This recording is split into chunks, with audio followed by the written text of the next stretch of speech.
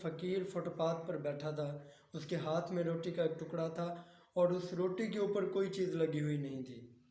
वो फ़कीर रोटी का एक निवाला तोड़ता, उसे रोटी के साथ रगड़ता और फिर अपने मुंह में डाल लेता। ना रोटी पे कोई चीज़ थी और ना निवाले के अंदर कोई चीज़ होती थी।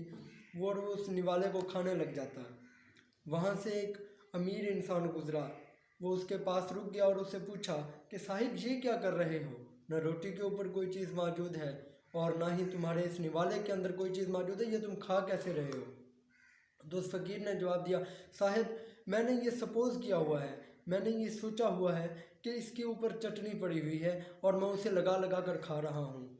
तो उस अमीर इंसान ने कहा, अरे पागल, इसी सोच ने तो तुझे गरीब किया हुआ है। अगर तूने सोचना ही है, तूने सिर्फ सपोज़ ही करना है तो कुछ बड़ा सोच। अगर सोचना ही है तो मटन क्यों नहीं सोचता? अगर सोचना ही है तो बीफ क्यों नहीं सोचता?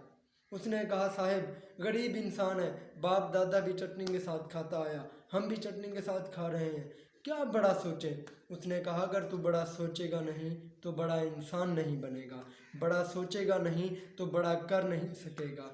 मैं अमीर हूँ इस वजह से कि मैं बड़ा सोचता हूँ, मैं बड़े काम करता हूँ। मैं जब सोचता हूँ तो मैं चटनी नहीं, मैं मटन, बीफ और रसगुल्ले सोचता हूँ। तेरी ये सोच ही तुझे गरीब किए हुए हैं। अपनी इस सोच को बदल।